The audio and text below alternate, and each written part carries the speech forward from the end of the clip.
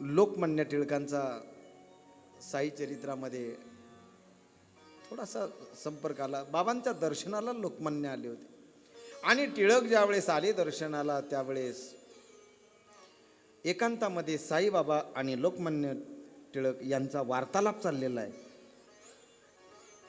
आणि तो वार्तालाप चालू असताना त्याच वेळेस बाबांनी त्यांना सांगितलं होतं अगोदरच की बाळ आता तुला एकांतात जावं लागणार आहे, तेव्हा तू एकांताची तयारी कर. काळ सारावा चिंतने एकांतवासी गंगा स्नाने देवाच्या पूजने प्रदक्षिणा तुळशीच्या.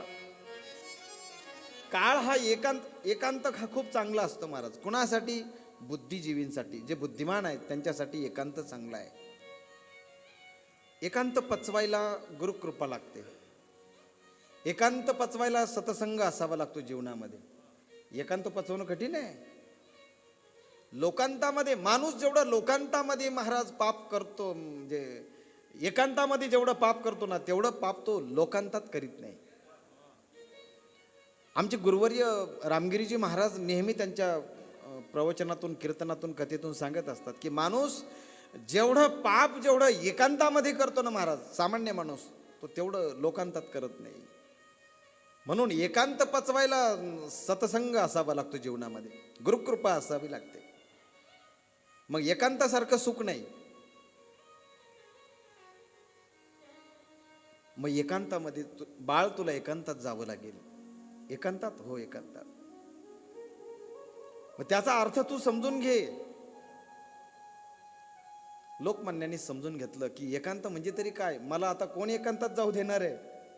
अरे केसरी सारखं वर्तमानपत्र काढलं बाळ गंगाधर टिळकांनी, लोकमान्य टिळकांनी, आणि त्याच्या माध्यमातून त्या शब्दांनी क्रांती घडवली महाराज.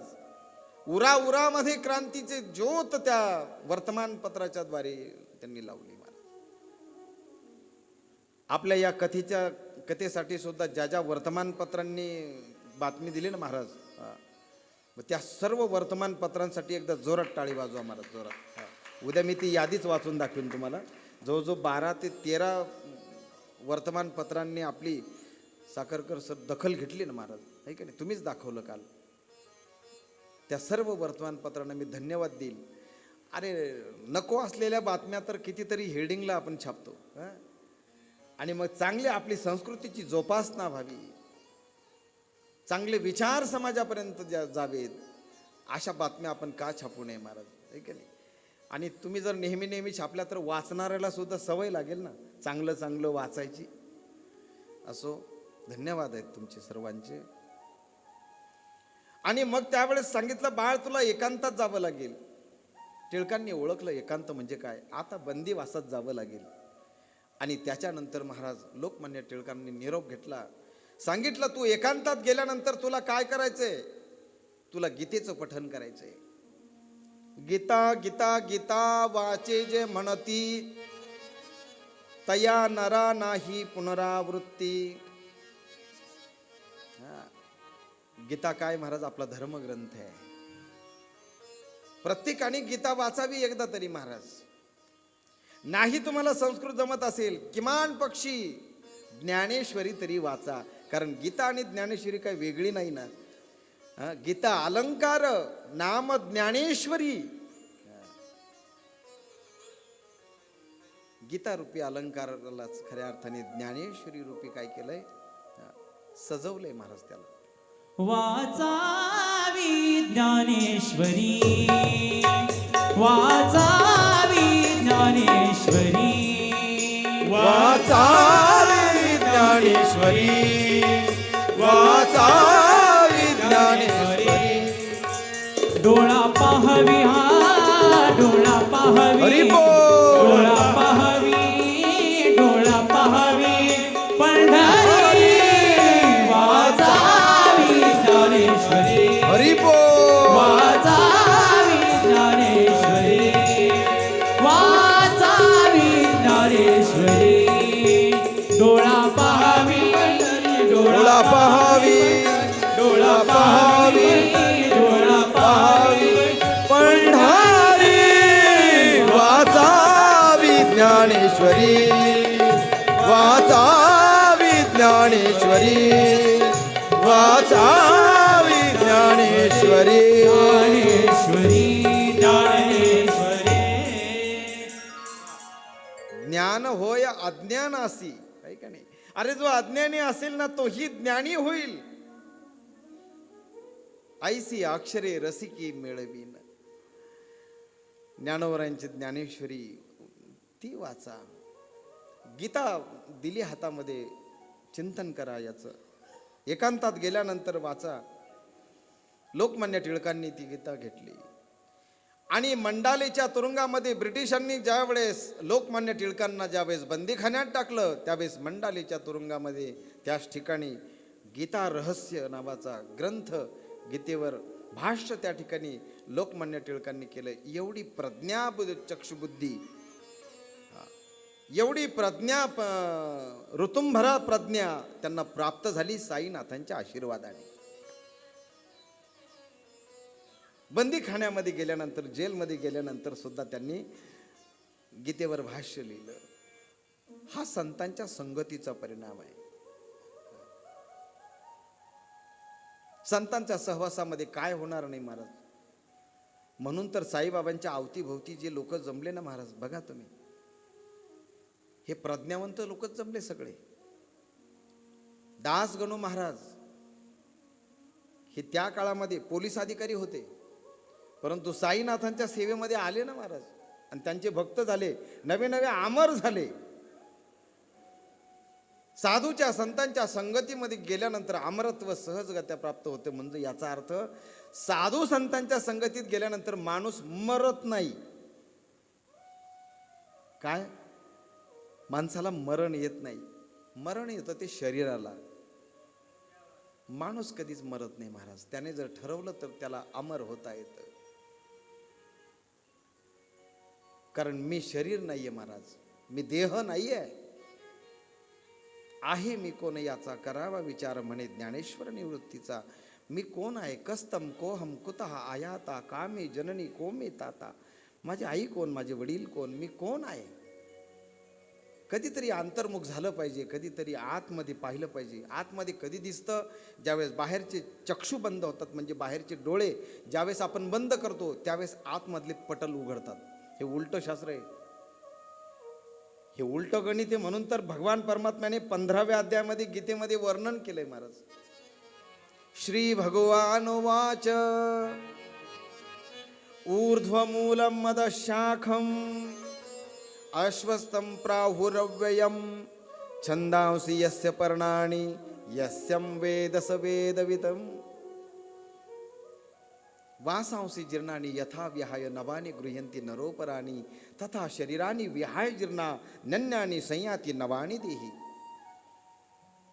माऊली बोलतात, जैसे जीर्ण वस्त्र सांडीजे मग नूतन वेडीजे तैसे देहांतराते स्वीकारीजे चैतन्यनाथे. अहो हे सगळं फार मधुर, फार गोड आहे. मुळात भक्तीची वाटच मोठी गोड आहे महाराज. पण या वाटेला बरेच जण यायला, आता बघा ना तुम्ही, म्हणजे ही वाट सहजासहज सापडत नाही. ज्यांना आजपासून सापडली ना त्यांनी उरलेले 3 दिवस संधी सोडू नका. तुम्ही इथे आलात ना, तुम्ही राजहंस आहात महाराज. तुम्ही हे सगळे साई चरित्रातील मोती मोती खाण्यासाठी, सेवन करण्यासाठी तुम्हाला बाबांनी बोलावलंय. या या रे या रे लहान थोर, याती भलती नारी नर, सर्वांनी या. ऐका ऐका बाबांचं चरित्र ऐका.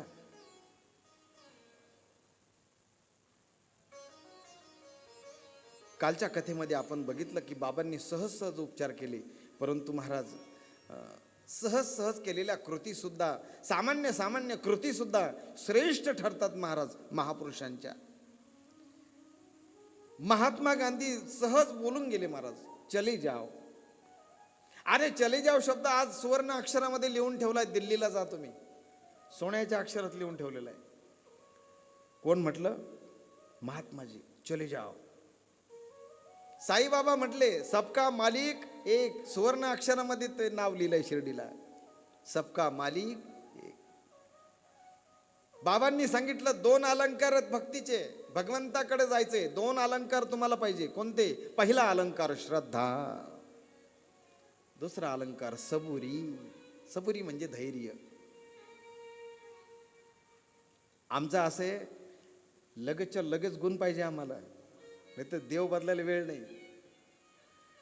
म्हणजे थोडक्यात एक सांगू का, आमचे गुरुजी म्हणायचे शाळेमध्ये, हे नवीन नवीनच निघालं होतं महाराज, ते तोंडाला लावायचं, लवली लवली काय म्हणता ना तुम्ही, ते तेव्हा नवीनच निघालं होतं. आणि त्याची जाहिरात अशी यायची, त्यावेळेस टी व्ही नव्हते आम्ही लहान असताना, तर रेडिओवर जाहिरात यायची. त्याच्यात जाहिरात अशी असायची का 8 दिवसात गोरं होतं. किती दिवसात? 8 दिवसात गोरं होतं. काय सांगावं तुम्हाला महाराज, मी सुद्धा चोरून चोरून पैसे आणून लावली, परंतु 8 दिवस नाही, मी 8 वर्षात प्रयोग केला. शेवटी कंटाळून राजीनामा दिला.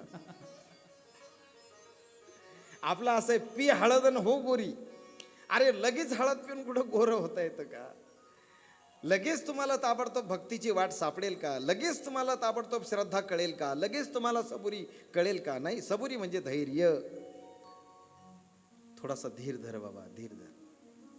घाई चालत नाही महाराज. आती घाई संकटात नाही, असा बोर्ड आपण रोडच्या कडेला वाचतो आणि ते वाचता वाचता टॉप गिअर टाकतो. काय महाराज, किती समज आहे आपल्याला, बघा ना. आती घाई संकटात नाही महाराज. परमार्थामध्ये सुद्धा टप्प्याटप्प्याने यावं. आणि या परमार्थाचा सर्वात अगोदरचा टप्पा असा आहे का एकदा तुम्ही बसायला शिकणं, कथेमध्ये येऊन बसायला शिकणं, हा पहिला टप्पा आहे. जित आसनो, जित श्वासो, जित संगो, जितेंद्रिय. शास्त्रकार असं सांगतात, अगोदर माणसाने बसायला शिकावं. बऱ्याच लोकांना बसता येत नाही. तुम्ही सगळे खुर्च्यात बसला म्हणून मी म्हणत नाही, परंतु ज्याला खरंच मांडी घालून बसता येतं ना, त्याने मांडी घालूनच बसलं पाहिजे. कारण बसणं ही सुद्धा परमार्थाची प्रथम साधना आहे. ही साधना आहे महाराज. बसता आलं पाहिजे. म्हणजे ज्याला आसन सिद्ध करता आलं, जित आसनो, जित श्वासो, श्वासावर तुम्हाला विजय मिळवता आला पाहिजे. श्वासाकडे कधी आम्ही पाहतच नाही महाराज, आम्हाला वेळच नाही. आमच्या श्वासाकडे आम्ही कधी पाहत नाही. संत चरित्र काय वाचायचं? संत आम्हाला हे शिकवतात. ती क्रिया करून दाखवी ती अंगी. संत कसे स्वतः क्रिया करतात. मग त्या पद्धतीने बाबा सुद्धा क्रिया करायची. सांसों की माला पे सिमरू में साई राम, सांसों की माला में सिमरू में साई राम, सांसों की माला में सिमरू में साई राम, सांसों की माला में सिमरू में साई राम. अपने मन की मैं जानूं और पी के मन की राह, अपने मन की मैं जानूं और साई मन की राह, सांसों की सांसों की माला पे सिमरू में साई राह, सांसों की माला पे सिमरू में जय हो. हरि बोल.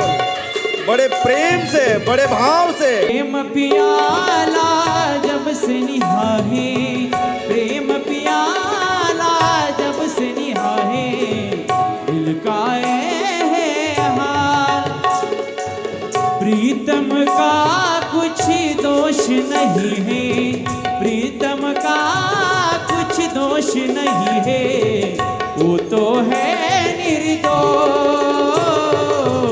वो तो है निर्दोष.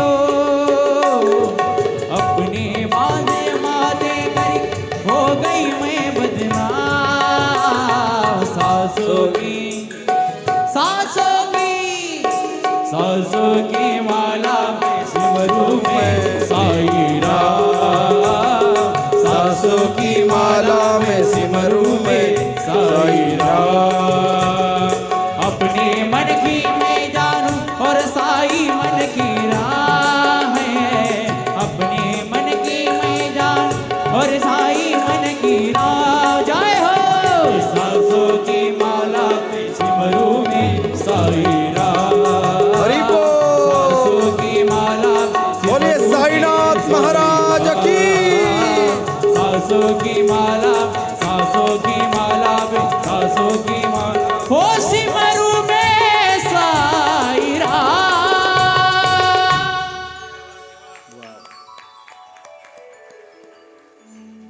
जित श्वासो खूप गोड गायलं महाराज.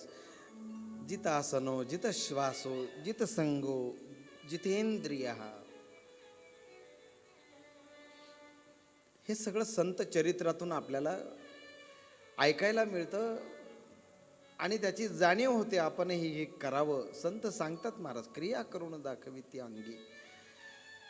साईबाबा सुद्धा योग करायचे महाराज. मी तर कालही बोललो ना तुम्हाला, बाबा पहिलवान व्यायाम करायचे, सकाळी लवकर उठून कुस्त्या करायचे बाबा. योगीराज सद्गुरू गंगागिरीजी महाराज सुद्धा कुस्त्या करायचे. त्यांनाही असे एक संत भेटले की त्यांनी सांगितलं की ही कुस्ती जिंकण्यापेक्षा अशी कुस्ती जिंक का पुन्हा हरायचं कामच नको.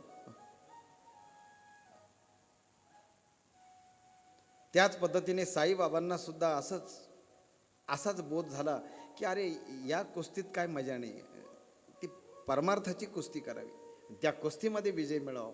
आणि असा विजय मिळवावा की महाराष्ट्र केसरी काय, भारत केसरी काय, विश्व केसरी. आज समग्र विश्वामध्ये माझ्या साईनाथांची कीर्ती महाराज. सगळीकडे बाबांची मंदिरं आहेत. अगदी पाकिस्तानात सुद्धा बाबांची मंदिरं आहेत महाराज.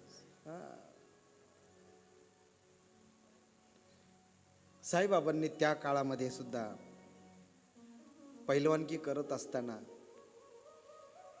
बाबांनी ज्यावेळेस त्या मोहिद्दीन तांबळ्याबरोबर कुस्ती हारले ना, त्याच दिवशी ठरवून टाकलं, त्याच्यानंतर बाबांनी कुस्ती केली नाही. परंतु बाबा योग करायचे. बाबाची योग साधना जी होती ना, ती योग साधना अशी होती की बाबा भल्या पहाटे उठून त्या पद्धतीने करायचे.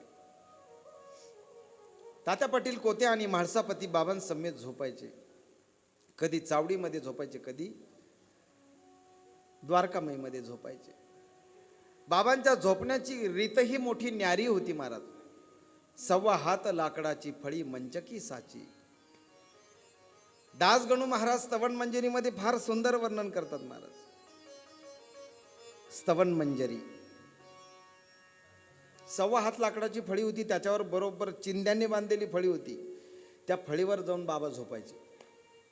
बऱ्याच जणाला कुतूहल वाटायचं, कसं काय चिंध्याने बांधलेली फळी ती कसं काय वजन तोलत, बाबांचं वजन तोलवते. बरं त्या फळीवर बाबा चढतात कसे? शिडी नाही, काही नाही, मग चढतात कसे? बाबा त्या फळीवर चढतात कसे आणि त्या फळीवरून उतरतात कसे, हे पाहण्यासाठी बऱ्याच जणांनी प्रयत्न केला. पण बाबा एकही दिवस बाबा फळीवर कसे चढतात आणि फळीवरून बाबा कसे उतरतात हे कोणालाही दिसलं नाही. बाबांच्या लक्षात आलं की बरेच जण आता याकडे लक्ष देतात. बाबांनी ती निद्रा सोडली. मग ते झोपणं सोडलं बाबांनी. संतांना माहीत असतं की आपण ज्या क्रिया करतो ना, त्याच पद्धतीने त्याचा परिणाम जगावर होत असतो. न जाणो लोकही भिंत्यांना अशा चिंध्या बांधून फळी टाकतील आणि झोपायचा प्रयत्न करतील. बाबांनी ते बंद केलं. मग बाबांना कळालं की आपण जी कृती करतो ना, त्याचा परिणाम समाजावर कळत न कळत होत असतो. बाबा शांत बसून घ्यायचे, योग करायचे सकाळी सकाळी. शांत चित्ता महाप्रज्ञा साईनाथा दया घना. दया सिंधो सत्स्वरूपा माया तम विनाशना. जात गोता तिता सिद्ध्या अचिंत्या करुणालया. पाहि मां नाथा शिर्डी ग्राम निवासिया.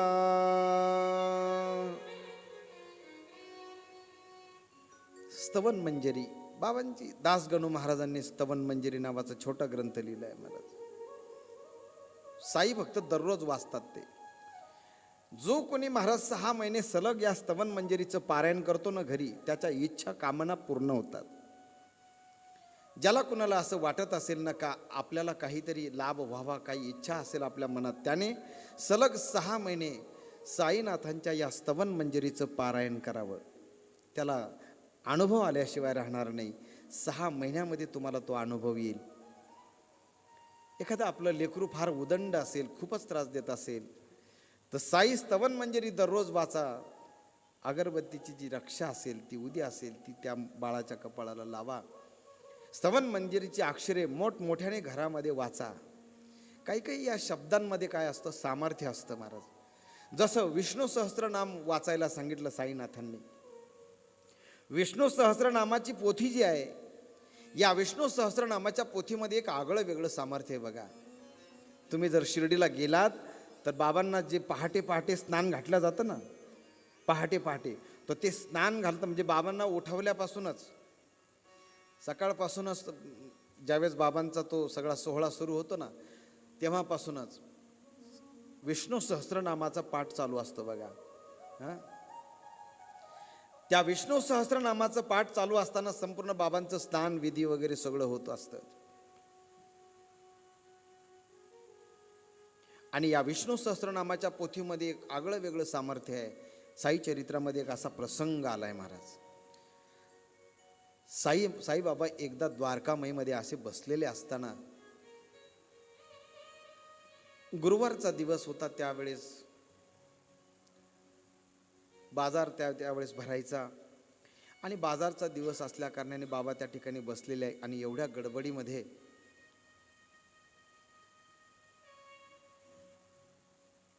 एक महात्मा त्या ठिकाणी आलाय. एक साधूच्या वेशामधील एक रामदासी बुवा म्हणून एक महंत त्या ठिकाणी आलेले आहेत. ते अधूनमधून साईबाबांच्या दर्शनाला यायचे. हे रामदासी बुवा शिर्डीला आल्यानंतर बाबांकडे 1-2 दिवस ते थांबायचे. हे रामदासी बुवा काही जडीबुटी औषधं सुद्धा काही घेऊन यायचे. हे रामदासी बुवा आले आणि त्यांनी बाबांचं दर्शन घेतलं. द्वारकामाईमध्ये त्या ठिकाणी खुंटीला त्या पिशव्या त्यांच्या टांगलेल्या आहेत. दर्शन घेतलं आणि रामदासी बुवा म्हटला की मी आता बाजारात चक्कर मारून येतो. बाबांनी सांगितलं, बाबा चाललाच बाजारात तर एक काम कर, माझी एक वस्तू घेऊन ये. बाबांनी सांगितलं, तू सोनामुखी नावाची वनस्पती घेऊन ये. सोनामुखी नावाची एक आयुर्वेदिक वनस्पती आहे. काय बाबांना काय लागत असेल कशाला तरी, कोणाला भक्ताला द्यायची असेल. रामदासी बुवांनी सांगितलं काही हरकत नाही. आणि रामदासी बुवांनी बाबांचं दर्शन घेतलं आणि निघून गेला. सांगितलं बाबांना, बाबा माझ्या पिशव्या या ठिकाणी टांगलेल्या आहेत, काय हरकत नाही, जा. तो गेला आणि तो गेल्यानंतर काही वेळातच त्या ठिकाणी माधवराव देशपांडे आलेले आहेत. कोण माधवराव देशपांडे? ज्यांना साईबाबा श्यामा असं म्हणत असत, ज्यांनी बाबांच्या अतिशय सेवा केली, बाबांच्या अतिशय निकट राहिले, जवळ राहिले, असे माधवराव देशपांडे जे शाळा मास्तर होते शिर्डीला आले. बाबा त्यांना श्यामा म्हणूनच हाक मारायचे. महाराज असंच राहू दे आता आवाज, श्यामा म्हणूनच त्यांना हाक मारायचे. द्वारकामाईच्या पायऱ्या बाबा उतरत असताना तेव्हा श्यामा द्वारकामाईमध्ये येत होता. श्यामा आलास, बरं झालं आलास. अरे मी तुझीच वाट पाहत होतो. देवा आज माझी वाट पाहत आहे? हो तुझीच वाट पाहत होतो. अरे रामदासी बुवाच्या पेशव्या आहेत बघ इथे टांगलेल्या. बाबांनी बोटाने दाखवलं आणि तेव्हा अंगुली निर्देश जिकडे केला ना तिकडे माधवराव देशपांडेंनी पाहिलं. जा त्या पिशवीतून अलीकडची पिशवी ना त्याच्यामध्ये हात घाल, त्याच्यामध्ये जी पोथी आहे ना ती काढून इकडं आण. माधवराव देशपांडे गेले, त्यांनी त्या पिशवीमध्ये हात घातला, ती पिशवी बाहेर काढली, आपलं पिशवीतून तो ग्रंथ बाहेर काढला आणि बाबांच्या हातामध्ये सुपूर्द केला. साईबाबांनी तो ग्रंथ घेतला आणि मस्तकाला लावला. नारायण नारायण असं बाबांच्या मुखातून आलेलं आहे. कारण बाबांच्या मुखात नेहमी शब्द असायचे, भगवान भला करेगा, अल्लाह मालिक, असं बाबा नेहमी बोलायचे. महाराज बाबांनी ती मस्तकाला लावली आणि माधवराव देशपांडेंकडे पाहतायत. सांगितलं, श्याम्या ही विष्णू सहस्त्रनामाची पोथी आहे. बाबांनी ती पोथी उघडली देखील नाही, पण तरी सुद्धा बाबांना अंतर्यामी कळालं. बाबांनी ती पोथी हातामध्ये घेतली आणि श्यामाकडे पाहिलं आणि सांगितलं, श्यामा ही विष्णू सहस्त्रनामाची पोथी. बाबा श्यामा या पोथीचं जतन कर, ही तुझ्यासाठी मी भेट म्हणून देतोय. अरे बाबा जो कोणी या पोथीचं वाचन दररोज करतो ना तो आत्मनिर्भर होतो. त्याच्या हृदयामध्ये कधीही भीती नावाचा प्रकार राहत नाही. अरे ही विष्णू सहस्त्रनामाची पोथी इतकी ऊर्जावान आहे, इतकं सामर्थ्य या पोथीमध्ये आहे. हे जे शब्द आहेत विष्णू सहस्त्रनामातील, अरे हे शब्द साधारण शब्द नाही आहेत. कुरुक्षेत्रावर पितामह भीष्माचार्य ज्यावेळेस बाणाच्या शय्येवर झोपलेले आहेत आणि बाणाच्या शय्येवर झोपल्यानंतर महाभारताचं युद्ध संपून गेलेलं आहे. एवढा नरसंहार त्या महाभारती युद्धामध्ये झाला. जरी पांडवांचा विजय झाला होता तरी सुद्धा शोककळा मात्र सगळीकडे पसरलेली होती. कारण जे गेले होते ते सुद्धा आप्तेष्टच होते ना. अशा प्रसंगामध्ये पितामह भीष्माचार्य अर्जुनाच्या बाणांनी महाराज गर्भगळीत झाले होते. नवे नवे रक्ताची होळीच ते जणू काही खेळत होते. सर्व शरीरामध्ये अंगामध्ये बाण घुसले होते आणि त्या बाणाच्या शय्येवर पितामह भीष्माचार्य झोपलेले आहेत. शेवटची घटका जणू काही ते मोजत आहेत. परंतु पितामह भीष्माचार्यांना वरदान होतं, ते इच्छामरणी होते. श्यामा, अरे ते इच्छामरणी असल्यामुळे त्यांनी मरण लावून धरलं. कशासाठी? उत्तरायणाची वाट पाहण्यासाठी. दक्षिणायन चालू असल्यामुळे त्यांनी दक्षिणायनामध्ये मरायचं नाही, मला हा देह टाकायचा नाही, उत्तरायणामध्येच मला हा देह टाकायचा. आणि म्हणून वाट पाहत बसले. भगवान परमात्म्याचं भजन करीत बसले, आळवणी करत बसले महाराज. इतना तो करना स्वामी जब प्राण तन से निकले, इतना तो करना स्वामी जब प्राण तन से निकले, इतना तो करना स्वामी जब प्राण तन से निकले, इतना तो करना स्वामी जब प्राण तन से निकले. गोविंद नाम लेकर, गोविंद नाम लेकर जब प्राण तन से निकले, इतना तो करना स्वामी जब प्राण तन से निकले, इतना तो करना स्वामी जब प्राण तन से निकले. हरि बोल.